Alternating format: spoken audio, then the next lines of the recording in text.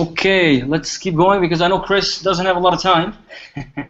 That's fine. And we have all the evening, man. So in our end, it's still the evening. Everybody is off from work. We got quite a bit of time in our end. So thank you so much for joining in. I'd like to quickly pass the microphone to the Tirana Center, which is in another country. That's in Albania. And the executive director of Washington Education in Albania. I'd like him to just introduce the audience over there, I guess, and say some words before we move forward. Okay. Yes, sir. All right, thank you, Ridvan. For those that don't know me yet, because I mean I'm new, I guess. That's a new program that just has been launched in Albania. It's a rollout project, that has been applied in Kosovo last couple of months, and what we're trying to do right now in Albania is similar. I mean, somehow follow the same steps that Ridvan and Kosovo guys have done with improving education for the IT engineers. I mean, it is my pleasure to facilitate and basically host this seminar, e-seminar on future of computing in Albania, because it's new for Albanian audience, and I would like just to thank Ridvan for making us possible to chit-chat in a way or another, or just share the views what the top-notch gurus of US have to say about the future of computing. It's not that we're not that much developed, but we belong to the countries that we're not pretty much developed in that sense, and we believe that we will get a lot of inputs and insights when it comes to the specifics and nature of this seminar will bring to us. As far as the audience, I have to admit that I fairly know some of them here, you guys.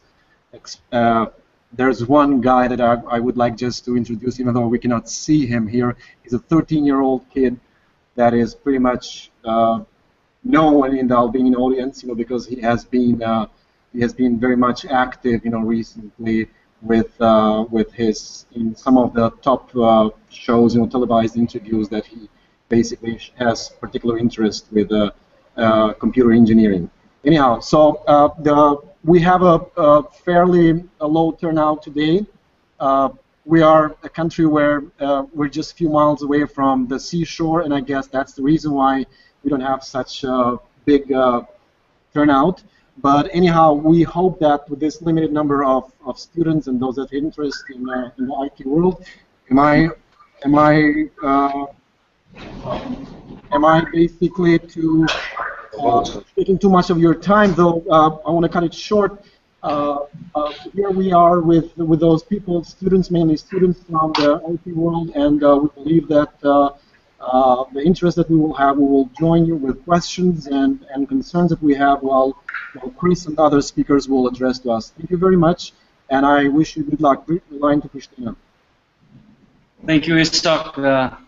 Thank you. And it looks like ICK from Kosovo just joined in, so I'll just pass that for a couple of minutes. Spend, or whoever wants to take the word and say something about the ICK. This is the Innovation Center of Kosovo, Chris.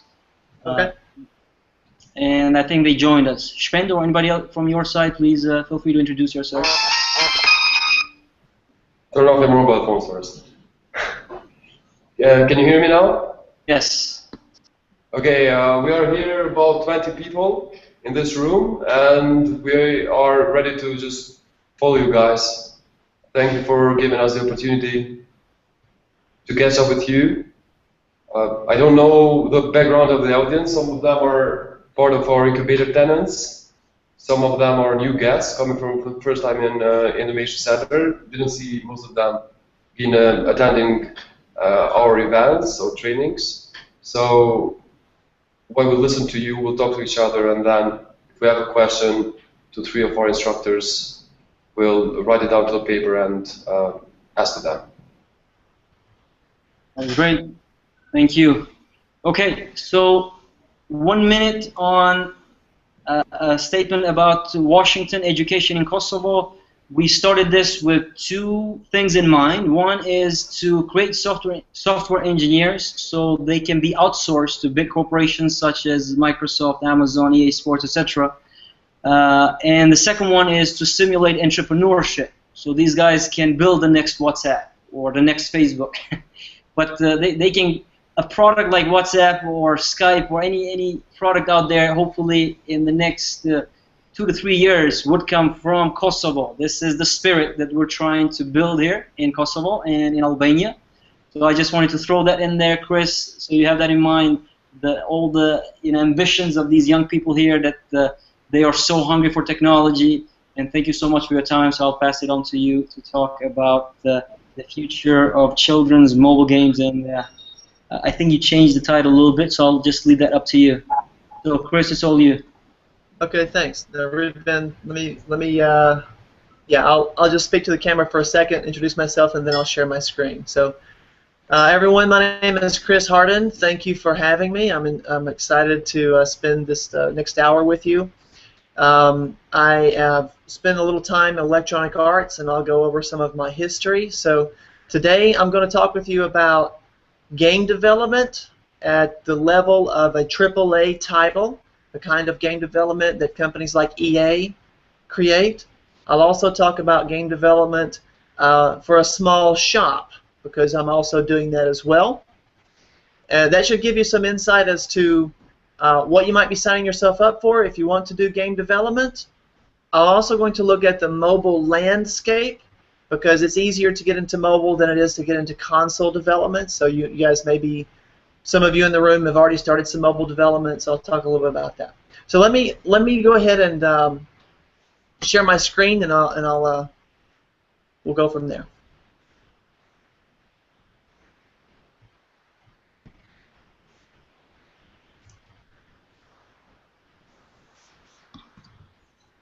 All right. So again, my name is Chris Harden. I'm a former Electronic Arts Development Director. Ridvan, can you see the screen? Okay.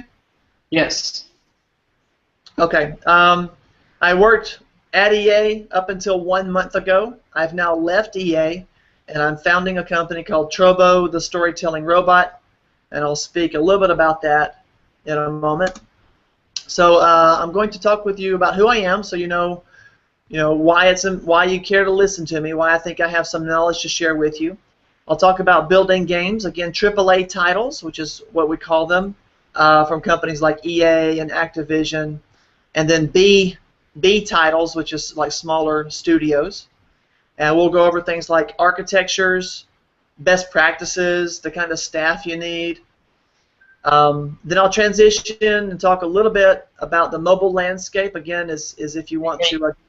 Chris? Yeah. Just know the slides are not flipping, so I guess you might want to keep it not on the play mode, but inside the PowerPoint. I'm not flipping them yet. Oh, no, okay. Just so you... Do you see the summary slide? As we are, yeah, we are on the first slide right now. What do you see on the first slide? Build. Yeah, build. Okay, yeah. That's where I'm at. Okay, great. But you're right. Ridvan, stop me at any time if you are concerned. Sure. We'll also talk about, really briefly, the future of mobile connected toys, which is what Trobo is, and then I'll open it up for questions. I think if you guys want to ask questions along the way, you're certainly welcome to do that. You're also welcome to hold your questions till the end. This is fairly informal, so. Okay, I've now changed over to the first of my Who Am I slides. I have a bachelor's degree in electrical engineering from a school in the U.S. called Auburn University. I also have a master's in business administration from a different school called the University of South Florida. Okay, I have Chris, Yep. So I think you're in the play mode, and it looks like Google Hangout doesn't capture the play mode. So if you just, I guess, go through the slides within PowerPoint. Okay, I've now exited the play mode. Can you see the Who Am I screen? Now we can see the switch, yes. Okay, great. All right, so I have a couple of years of experience in industrial design, which is drawing cars, drawing user interfaces, products, making them look pretty. But the body of my career has been in software development. I've worked in embedded systems for the most part, so not Windows computers or Apple computers, but embedded systems that have microcontrollers. I've done a lot of mobile development as well. And I also have a fairly creative side. I've been a comic book illustrator and had some decent success as an inker for Marvel Comics, DC Comics, Image, and a company called Top Cow here in the U.S. And I've also have an entrepreneurial streak. I've launched or I've supported about 6 different startups over the years, with Trobo being my next startup. Okay, so let's talk about the most recent stuff. Electronic Arts is where I've been for the past couple of years.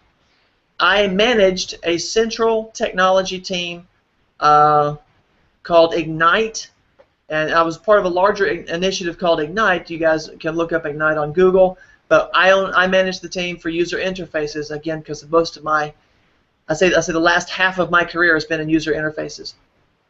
And if you the user interface of a video game is all the menus, the buttons, any sort of text on the screen that is providing status. So if you play something like FIFA, or maybe UFC or any sort of game, Battlefield 4, whatever console game or mobile game you might be interested in, anytime you have to input data, choose menu options, you get status like you just won something. All that information is part of the user interface. So that's the team I managed, and we manage a technology stack that is used by all of the sports teams. We have a couple of different stacks, and I'll do some technical diagrams here in a moment to explain that a little further. But these games here, UFC, FIFA World, and NHL, they have shipped or they are shipping this year with the new technology that we've made available to those game teams, and that technology just happens to be Flash and ActionScript for those of you who are interested in the UI space. Before that, I've helped to launch several really cool products. Actually, Ridvan was a part of a couple of these initiatives. I'm not sure about the Kindle Fire, but Ridvan was also a part of the Ford Sync system, which is an infotainment system here for the Ford company, and also the Coca-Cola Freestyle machine. And Stephen Yee, who is Ridvan's business partner with EDU on Go, you guys may know Stephen. These were all Stephen's project. He directed all of these projects with us. So we've been a part of some really cool consumer product launches, and that was always a lot of fun. Other user interfaces and other systems I've worked on. This is the last slide about me. I've also been in the theme park industry. I've worked installing equipment into Disney theme parks like Epcot Center and Universal Studios theme parks, and a bunch of other stuff that's not nearly as cool. By the way, Chris lives in Florida, so we have 3 different speakers in 3 different states in the U.S. Imagine the day when we get to do this from the moon. That's right. I don't know how the sound might come, but that's right.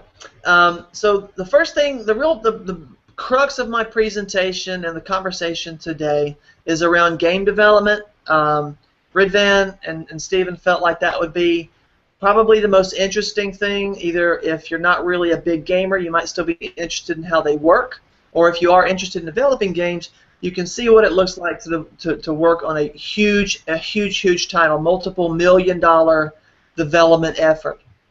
So what I'm showing you here is the architecture that I've seen for sports games. It's just a generic architecture, but FIFA Soccer, UFC, again the wrestling game we just released with Bruce Lee, and even games like Battlefield 4, Real Racing, all those console games that are on Xbox, on PlayStations, no matter what generation you're really looking at, whether they're the last round of the Gen 4 units or before, Wii units, even mobile games that are really heavy games have a lot of this architecture.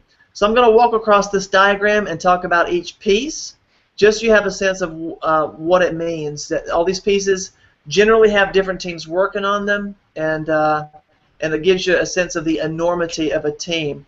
So the first, because I'm a UI person, I tend to think of the UI as the top layer. It's the user experience. The user sees all this stuff. So there's a UI layer, and there's an associated user interface technology. for any of you who've done some development for the web or mobile devices, that can either be HTML and CSS, it can be Flash, it can be native, C++, it can be Java. Just the UI layer itself is a heavy, heavy piece of work that oftentimes people don't really appreciate how much work goes into to make a good user experience. Just below that, there's a data abstraction layer. So when you're playing a video game, like FIFA, for example, and user statistics need to be shown as you're choosing the players on your team, or when you score a goal, or whatever, all that is just data that needs to be shown on the UI layer. And historically, companies make a mistake of having that data inside the user interface technology layer. They might not localize it, meaning they may not make it easy to translate it into different languages. The UI layer knows too much about it. And what happens is all this data floating up in that layer makes it really difficult to change the user interface technology to something new. If you need to, as the technologies get old, we always have to replace them with some new technology. And frankly, that's really true for all these modules in this diagram here. Just technology as it gets old, you get faster and faster with better languages, etc., etc. So one of the biggest problems that we ran into regularly, and EA is still running into this problem, is migrating your current content to new technology. And one way that companies attempt to solve this problem is to have this data abstraction layer. So what I've drawn here is a little section where the game logic is directly connected to the UI layer, and also a section where it's abstracted. So if you're thinking about building a game, make sure that you put a layer in the middle so the UI doesn't know anything about the data that the game is dealing with, and that'll save you some headaches in the long run. I put a little arrow here that says not good, because even EA, if not the biggest, one of the biggest game companies in the world, struggles with this. So it's not a trivial problem. Chris, can I stop you 1 second on a question on that? So if you have teams working on these layers as separate entity, are you saying the UI layer can easily be switched with different technology, like from Flash to HTML5 or any other UI kind of technology on top of it? The technology itself can be, the framework can. That's actually relatively straightforward. Switching from Flash to HTML, rendering, as long as you already have the technology stack, it's actually straightforward. You can put a couple engineers on it and have the technology stack changed over within a month's time or less. The hard part, though, is all that content. So, for example, if you build a menu, that allows you to choose your FIFA players for your team. Okay. There's PNGs, there's artwork that's in there, there's fonts, and all that stuff. If it's not abstracted, let's say that instead of putting all that stuff, a layout file, instead of putting references to all those media pieces into a layout file like a JSON or an XML layout file that can be generically read by any technology, if instead you say, you know what, I'm just going to put this in an ActionScript file. It's easier. I know where the files are on the file system. Let me just put my bitmaps here, and I'm going to use direct paths inside my ActionScript file. I'm going to load it up. I'm going to do all my styling for my fonts, the colors, the bold, the size of the font, all that stuff. I'm going to do all that, my animation effects. I'm going to do all that in ActionScript. As opposed to, I'm going to do all of that in a JSON file or an XML file that's abstracted and then interpreted and loaded. Then you get yourself in trouble a few years down the line, because now you're dependent completely on the technology stack. But if it's all in an abstracted file, then you can load up XML either with Flash, you can load it up with HTML technologies. It doesn't matter. So that's what we mean by data abstraction. Is that what you're getting at? Yeah. I think this is a very cool diagram. We're gonna keep that here the next time we build a game here in WEC and WEA. Good. Yeah, absolutely. Very cool. So on top of that, every user experience, whether it was the Coca-Cola Freestyle machine that I showed you guys earlier, the Ford Sync system, any of these games, they have states. And if you guys have done any sort of development, you know about state machines. So games are no different. In fact, games can have really complex state machines or navigation systems, which is here in green if you guys can see that.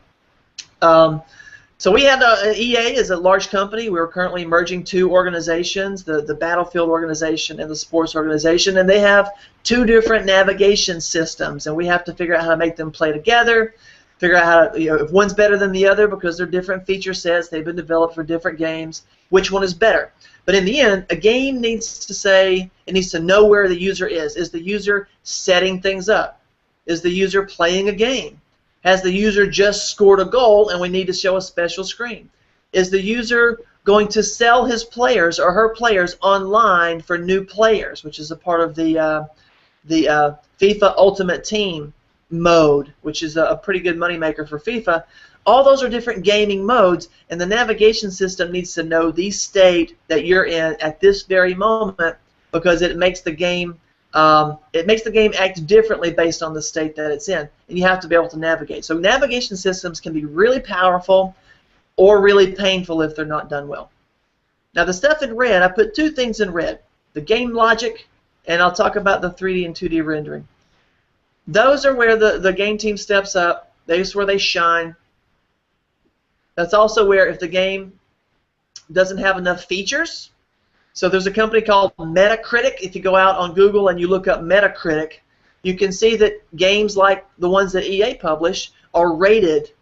And if your game is rated poorly on Metacritic, it's a 0 to 100 scale, and you get a 50, people are going to look at that and they don't want to buy your game. That's because you don't have enough features or it's unstable, whatever. So the game logic here is where the game team really earns their bread and butter. This is where they build everything in. The play flow when you're actually using your controller is awesome, or not. Even a mobile game the same way. You have to have that game logic. You have to know what game modes are. So game modes, just to talk about that, on most of our sports titles, you have the basic playing where you're playing locally, you're playing against the computer. You have a game mode where you're playing against other people online. You have a mode where you, as I mentioned earlier, you're selling players back and forth. All these are different game modes. There's even a career mode where you manage your coach and the coach's teams over decades of time. So it just depends on what product you're using, whether it's FIFA or Madden, which is the American football game, or whatever, as to what game mode the company makes available. But those game modes come and go. They're based on whether or not game players, you guys, like the game modes or not. And if you do, then they keep adding more savvy to the game modes. And if not, then they get rid of it and find a new game mode. So that's a big part of gameplay, is figuring out what kind of mode is going on. User setup, the same thing. The first time flow. If you've worked in gaming, you'll hear about the first time flow. It basically means I put in the disc in my console game, or I've downloaded my mobile app and I'm starting to set things up. And really, I just want to get in and play the game. I don't want to have a whole lot of stuff between me and actually playing the game. So there's this user experience. There's user setup experience, or the first time flow. So there's a lot of work put into, hey, what is the first thing the person sees when they're trying to play this game, and what do they want to do? So that's a pretty heavy user experience piece of work. All of these games, the EA Sports model, I'll put it this way, is a very modular system. So all these different pieces here are modules that can be used or not be used based on what the game team wants to do. And so they usually have event systems that fire off events to different portions of the game logic. And for example, it was hard for me to draw it here, but audio, which is its own separate system, has events. The user interface system has events. It's either listening for events coming up from the game logic, and the game logic says, okay, something really cool has happened. We just scored a goal. Oh, someone just broke their shin. I need to tell you about that. And so he fires off events to the UI layer, and the UI says, oh, someone just broke their leg. Or perhaps it fires off an event to the audio system, and the crowd goes, boo! Whoa! So all of these systems are really smart. And that's because they have a ton of engineers behind them building some really nice savvy. And the way they communicate with each other is event systems. If you've ever done any Flash development or other development, you know what basically an event system is. Technologies like Flash or whatever, they bring that to the table. They have events built in. But game development companies like EA usually spin their own systems and make their own really savvy, complex systems. And just to talk about audio a minute, the audio system for sports games is really complex and a lot more interesting to work on than, say, the audio system for a game like Battlefield 4. And here's why. Battlefield 4, you got bombs going off, there's some exciting music in the background and helicopters and all this kind of stuff, and it's a fairly intelligent system. But the audio system, on the other hand, for a game like soccer, like FIFA, the crowd has to know what's going on in the game. They have to know when to cheer. The audio announcers who are talking about the game in the background, the commentators, have to know what to say about the players. So it's a much more complex scenario depending on what game you're playing. Yeah, go ahead.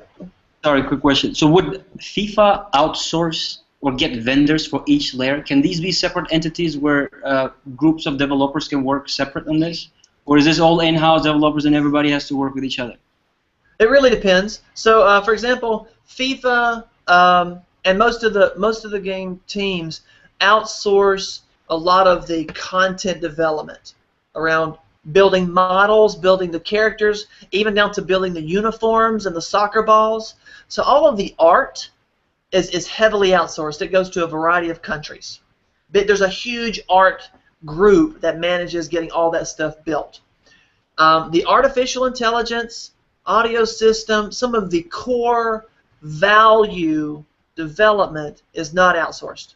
That EA considers a lot of that stuff to be its IP, and they're very protective, like they should be, of core value IP. Same thing is true for rendering. They have some of the best engineers in the country, or excuse me, in the country. I think that's true, but in their company, working right here in this hot spot in rendering because it's so critical to everything else.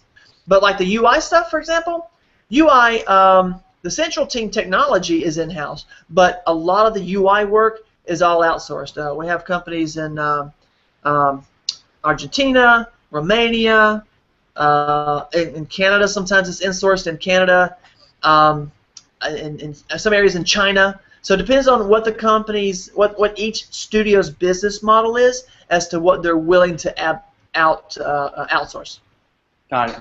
Hopefully we'll have one in Albania and Kosovo in the future. They may. I mean, how far away is Romania from Kosovo, or vice versa? Very close. I think it's 1 hour with plane or less. Okay. So they're very comfortable with outsourcing to Romania. I mean, Romania is a part of the company now, but there's also a company called Spirasoft. You could look up Spirasoft and see where they're located. But okay.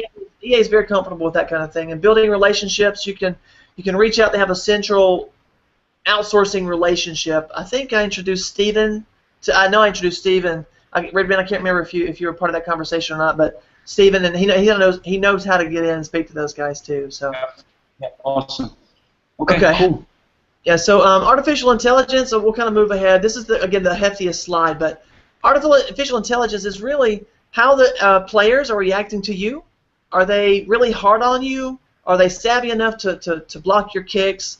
On the UFC game, if you're a brand new user, the artificial intelligence is smart enough to go, hey, I'm not going to beat you up so much and put you on the mat. I want you to feel good about playing the game. And then as you become more of an expert, I'll be harder on you and play harder moves on you.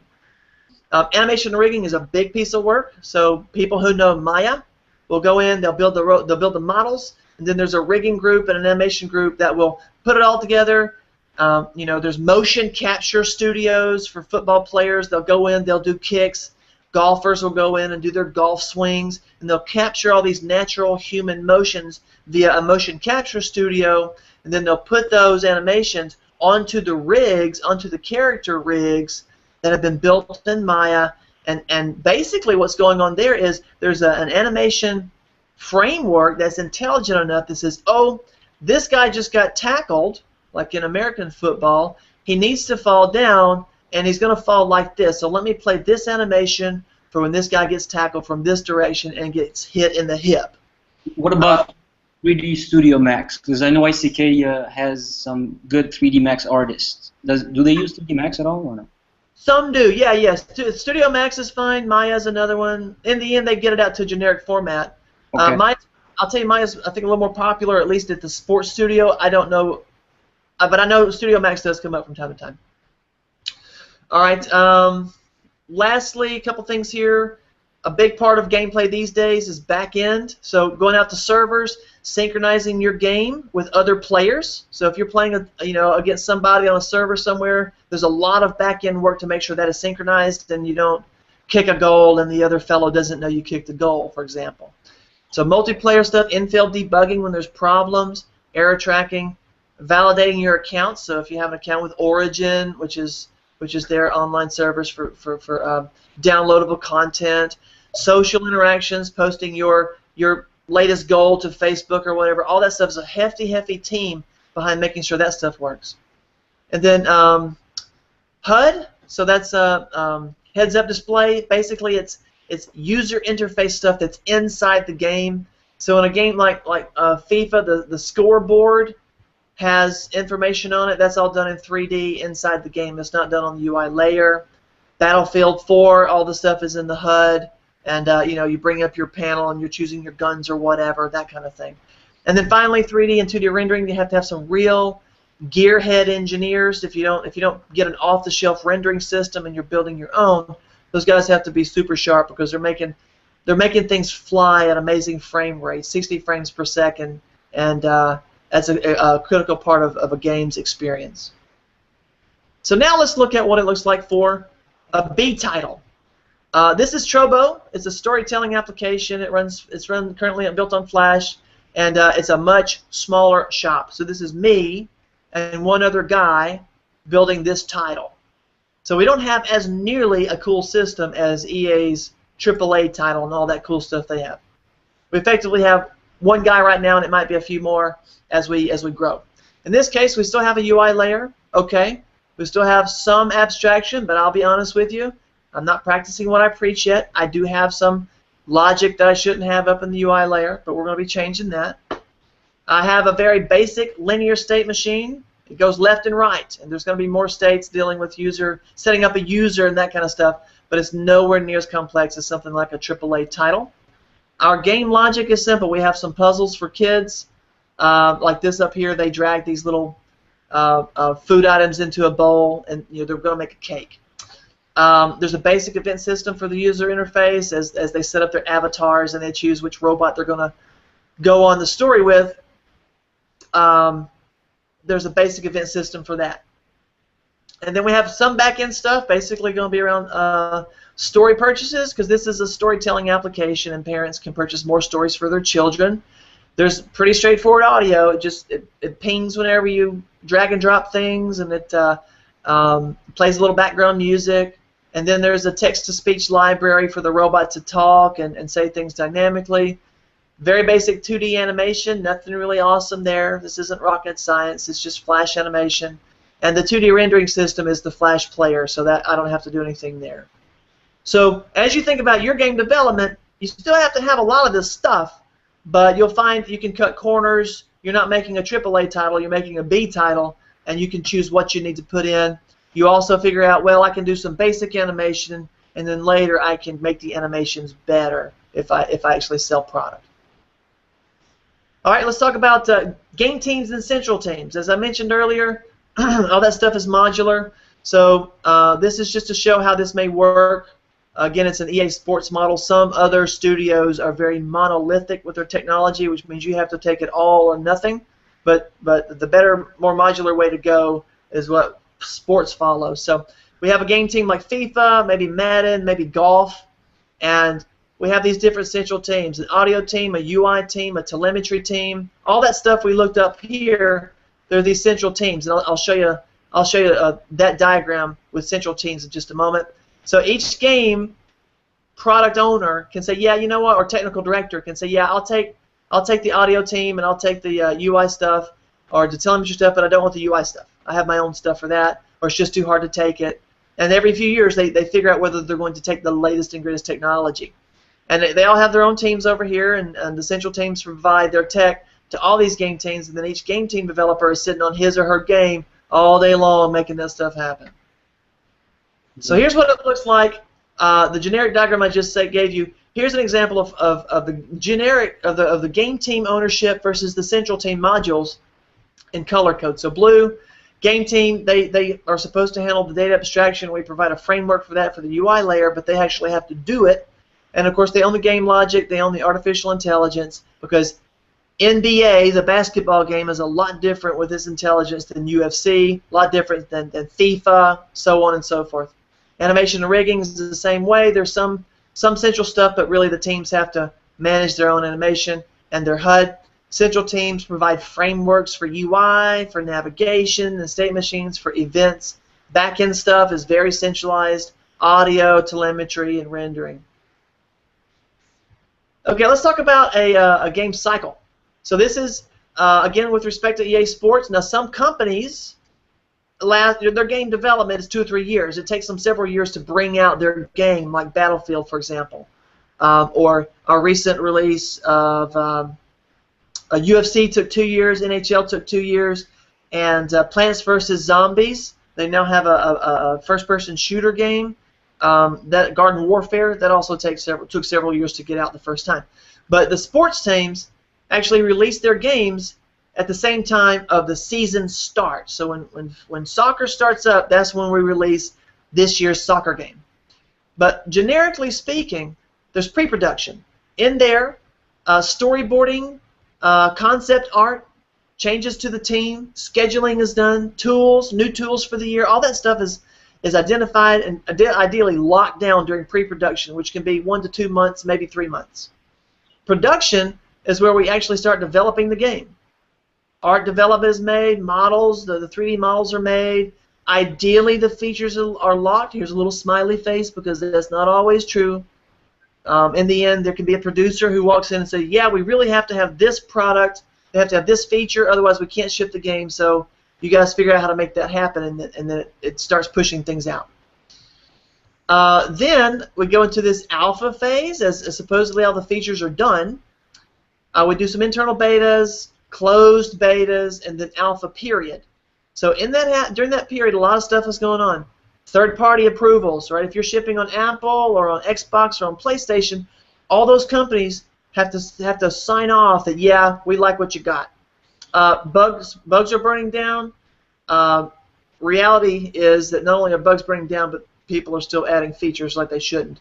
But I can tell you now, if you're interested in doing game development for a company like EA, you'd better be ready to do a lot of hours during alpha. It can be several months, and it can be 70 and 80-hour weeks easily during this period. So if you have children, you might reconsider that. Post-release, so here's the release. It gets out there.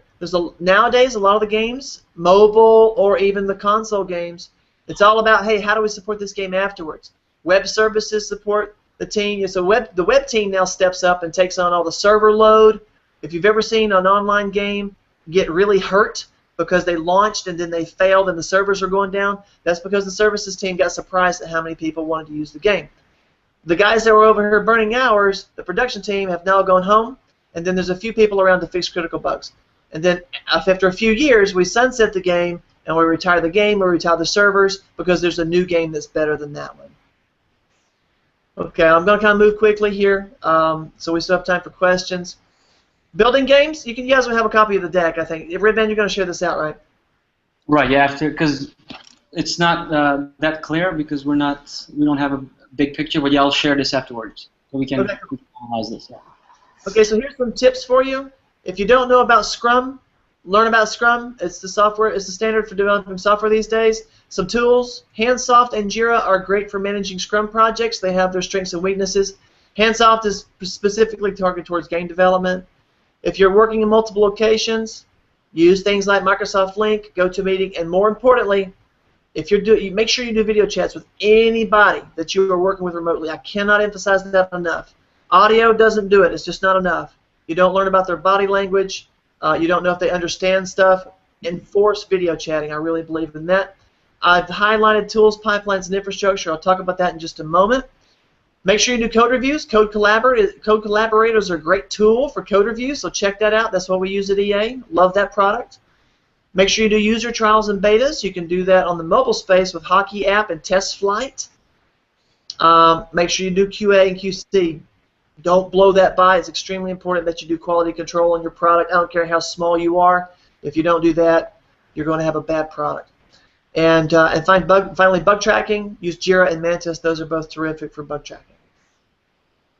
Let's talk about pipelines a minute. One of the big surprises that a company's starting to develop a product, a mobile product or a game product, is they don't realize how much work goes into processing the artwork from programs like Photoshop and Illustrator down to where it gets on the game. So these are just two pipeline screenshots or images I took from Google from a couple different companies to show you how complex it can be to get your artwork from the source down to the game.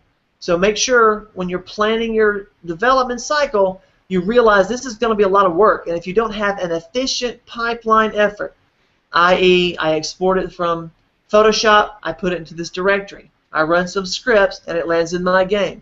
All that stuff, the sizes, the quality, all that can be very expensive if you don't really work through that process. So plan to make sure you have a really streamlined pipeline. Here's a quick staff listing. Program managers or development directors, producers essentially say what the game is going to do. Development directors and program managers are the guys who execute on the plan. The producers responsible for what the game looks like and the features that are in it. Technical directors. Ridvan, I realize that I just put acronyms in here. I will go back after this presentation is over and spell these out and send you an updated deck. Okay. So technical directors are in charge of technically making sure that the game works. They are the engineering managers. Technical artists are oftentimes more used than regular artists. They are technically savvy in something like 3D Studio or Maya, but they also have the ability to do scripting, so they can do a little bit of both art and development. Actual development staff, quality assurance, marketing, finance, and legal, all of these go into making a game. Now, when you're down to a two-man shop, like me and my partner, we do it all, we just don't do as much. All right, let's quickly shift gears and look at the mobile landscape. I recommend you read a book called The Chasm by Jeffrey Moore. It talks about if you're trying to create a company, the idea of getting innovators to adopt your stuff and then jumping over this lead to early adopters. It's a really cool book. It talks about the difficulties of getting your product into the hands of the masses. I will tell you that I believe there's still a lot of growth in the mobile world. If you look at let me back up. This is a technology adoption life cycle. Some of you have seen it. I hope all of you have seen it. If not, you should become very familiar with that. No matter what field you're working in, if you're in this class, you should listen. You should learn about what this technology adoption life cycle is about. Critically important. These are adoption life cycles of some various technologies over the years, and it shows mobile space right over here starting. This deck's a couple of years old now, but I really believe that we're still in the early adoption stage of the mobile life cycle. And this, I put a little website here. I encourage you to check it out. They talk about how mobile is being used by customers. So 30%, this is what this little chart is here. 32% of it's gaming, 8% is entertainment, and 6% of it is social. I added that all together to say roughly 46% of mobile usage is spent on social, entertainment, gaming kind of stuff. There's a lot of people out there just looking to spend their time having fun. Wow. So my CTO at EA Sports told me he felt like in the next 5 years, mobile processors will outpace the Gen 4 consoles that just shipped in power. I tend to agree with him. That means consoles are going to have a hard time staying relevant as mobile devices get more and more powerful. I think that means that there's still room to make money on mobile gaming. And here's the most important thing. If you want to get into gaming, I encourage you to look at mobile first. It's harder to get into a large company like EA, but you can start making games yourself and learn about game mechanics and all that kind of stuff. You get your devices. It's easy to get a mobile device, a lot harder than to get a development Xbox from Microsoft. And you can learn a lot about game mechanics and that kind of stuff in the mobile space. Here's some mobile practices. If you are going to develop a game, go free to play. No doubt about it. Learn what free to play means. There's a lovely little article here, and learn that your people that are going to be that you're targeting towards are whale spenders. Free to play means you give away a basic version of the game for free. You let people try it out. and then once they've become emotionally bonded to it, they will pay you for upgrades. So really important. I had to convince my partner that this was the way to go for mobile development. I really encourage you to investigate that before you decide to charge something right up front for your game. You need to build in social aspects. The ability to use a leaderboard is built into Apple iOS applications. You can do leaderboards easily, provide Facebook logins, and know your business. Learn about App Annie. App Annie is a company. They provide general market statistics that you can watch. You can also pay for very specific statistics, acquisition or AEM, acquisition, monetization, I can't remember the E, engagement and monetization statistics. This is mobile speak. You really should learn what AEM is about, and App Annie will help you do that. And pie in the sky, if you can put in your own telemetry to your game to figure out what your users are doing, I encourage you to do that too. This is usually the last thing that gets added. All right, real quick, one slide on the future of connected toys. If you guys haven't seen this stuff, it's pretty cool. There's a movement to get real-world interaction with your mobile devices. Here is an augmented reality application where these people have built wooden blocks. When the wooden blocks appear in front of the camera, the application changes them into elements like mercury, carbon, and when you connect the elements together, they create molecules like water. So there's a cool hyperlink about that. There's a product called Oobly, which is a stuffed animal with speech recognition in it. So the Oobly can listen to children. The children will tell it to do something, and it does it. It also has the ability to physically know the environment. So if you throw Oobly in the air, it says, "Wee!" So there's a lot of cool stuff with interactions there. Our product called Trobo has text-to-speech, so it knows the child's name, it reads stories to it, and the child can hug the robot, and the robot has a speaker inside of it that reads the stories to the child, so there's a lot more physical connection with the application. And the child is actually in the application as an avatar, so there's another connection. And it's all wireless and real user-friendly. So you might look at this as a potential path. There's a lot of technologies out there that enable this. You don't just have to go with strictly an app. You can also add some physical element to it. So there we are. I told you who I was. We talked about building games, looked at the mobile landscape. One thing I'll say before I open it up for questions, we do have a Kickstarter project starting in September. It's a shameless plug here. If you know anybody in the U.S., we're not shipping these internationally, but if you know anybody in the U.S. and you can help spread the word, then you can go to trobokickstarter.com, sign up for our announcement. We're going to do Kickstarter. You can also kind of see how Kickstarter works if you want. So let's open it up for questions. I guess I ran a little long. I'm sorry about that, Red Van. We can go as long as you need. Yeah, so we have John going in 10 minutes. So I guess we got 10 minutes for questions. Thank you so much, Chris. This was very interesting. We'll definitely re-talk about all the slides here in WEC, and I'll probably have another virtual event to go over some of the cool diagrams and see if they have any questions. But let me, there's a list of questions here that I see, and people have posted on that course. So I'm going to just go and read out some of them, and I don't know if we have time to answer all of them, but maybe we can do them by, in written later. I can answer it. Yeah. Yeah, so I have a question here. Hi, in what language did you program the Ignite engine? The Ignite engine is actually a large stack of a bunch of different technologies. Most of it is C++, or C, depending on how low you go. The UI, the Ignite UI, is Flash, ActionScript 2, ActionScript 3, running on a scale form. If you look up scale form, it's a competitor of Flash from Adobe. It's from a company. I can't remember the company's name, but you can look up Scaleform. So it's ActionScript 3 is the main language, and then there's Lua, L-U-A. Check out Lua. It's a scripting language for gaming, and also XML and JSON. So the UI layer is fairly abstracted, and it's got a bunch of different languages in it. Interesting. Cool. Is it possible to create holographic game? If you want to play football in my room with Ronaldo or Messi, using holographic display, this is a dream, but could it be a reality? That would be so awesome, right? Yeah. I have We all not want seen. Messi and Ronaldo here, so if they were here in the room with us playing, that would be awesome. You So know, what do you think about I saw holographics back when I was in high school, and for those of you who are too young to know this, I was in high school in 1992. So holographics, I don't know, they never took off. They were cool, but I never saw them really take off like I had hoped. I haven't heard anything about that. The only thing I've heard that's remotely close is the Oculus Rift. That was popular. It was growing in interest at EA. So you can look up the Oculus Rift, and you might be able to do something with that. But I have heard nothing on holographics. But I'm not an expert either, so you can look it up and see if you can find something cooler. Cool. So that question was from Artan Ahmeti. The previous one was from Christy Georgi from Albania.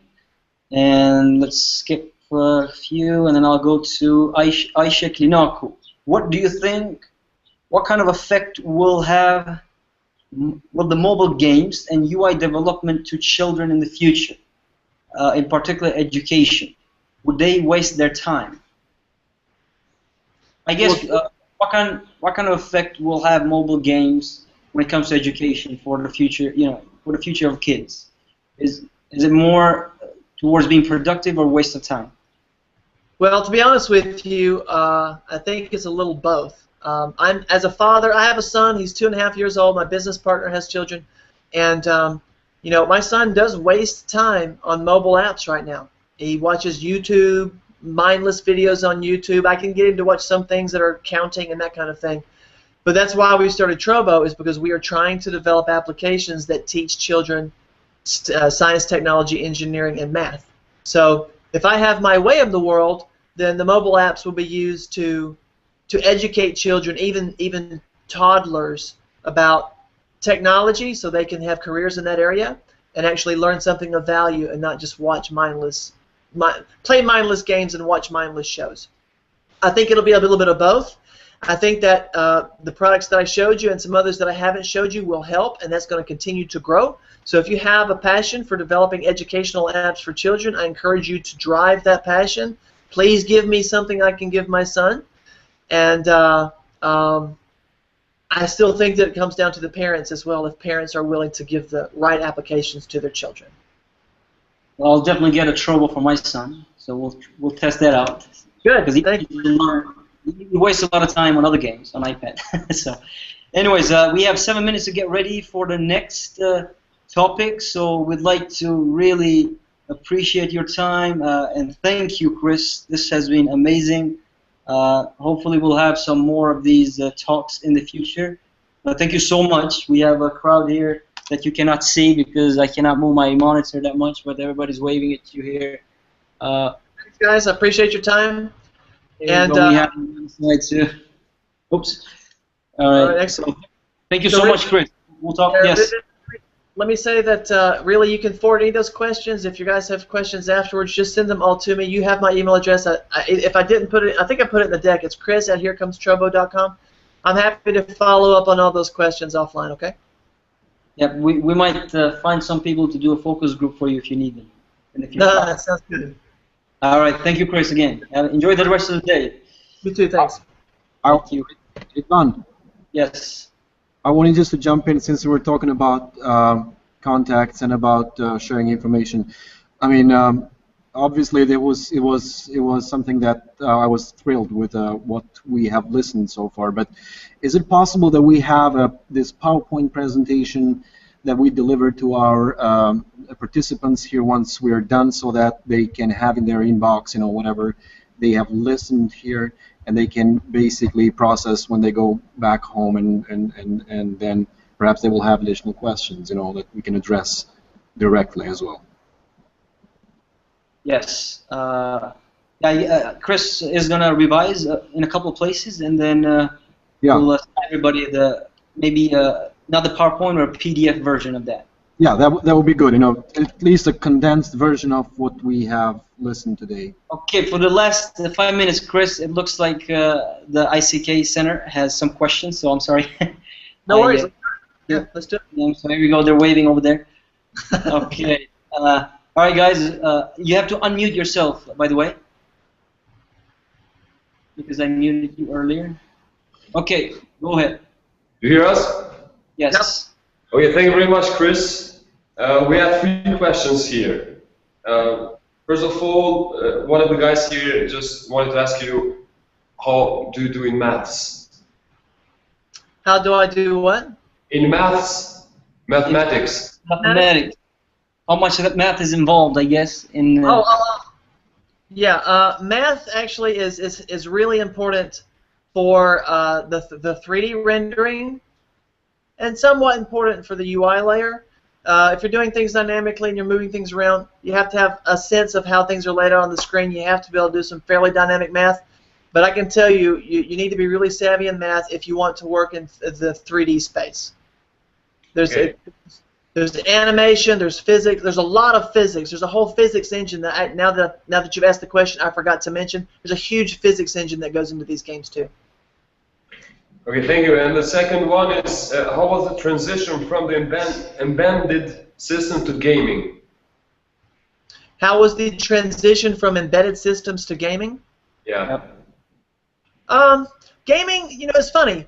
Back in the day, embedded consoles like Xboxes and PS4s were much more embedded than they are now.